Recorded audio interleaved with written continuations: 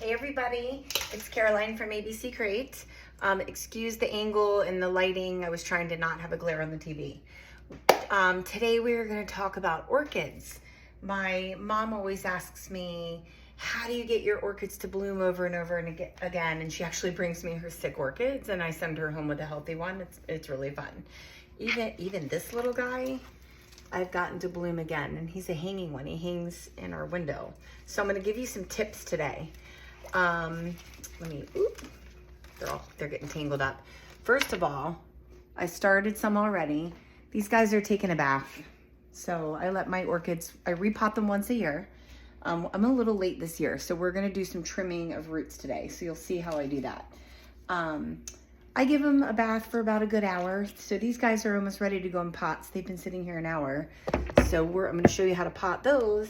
And I'm also going to show you how to trim the roots and what to do with your other ones. Now, everything gets sterilized. So as you see, I have pots in here soaking.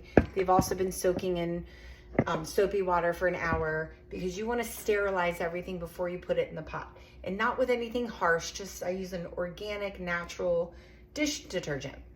And also everything I take out is going right up into the compost bin. So all this old mulch and roots goes into the compost bin and gives me lovely dirt for next year.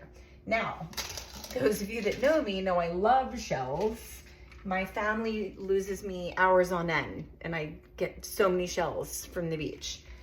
I'm using fresh shells. I did not rinse these because I want all those wonderful minerals that come from the ocean and the sand.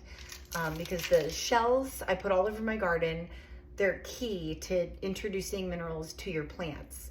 So I have not only to have them all over my garden, but I put them at the bottom of my orchid pots to create a better drainage.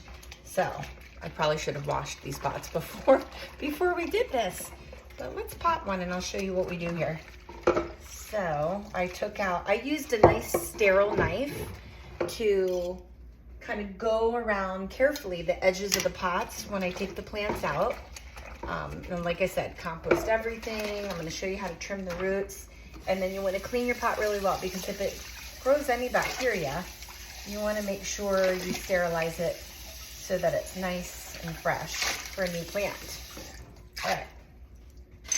And I forgot to tell my husband I was doing a video, so if he walks in, you'll get to say hi to Mr. ABC Crate, who's been helping me a lot in the office lately. This is why I'm so late doing repotting my orchids, because we've been very busy lately trying to make sure our homeschoolers get everything.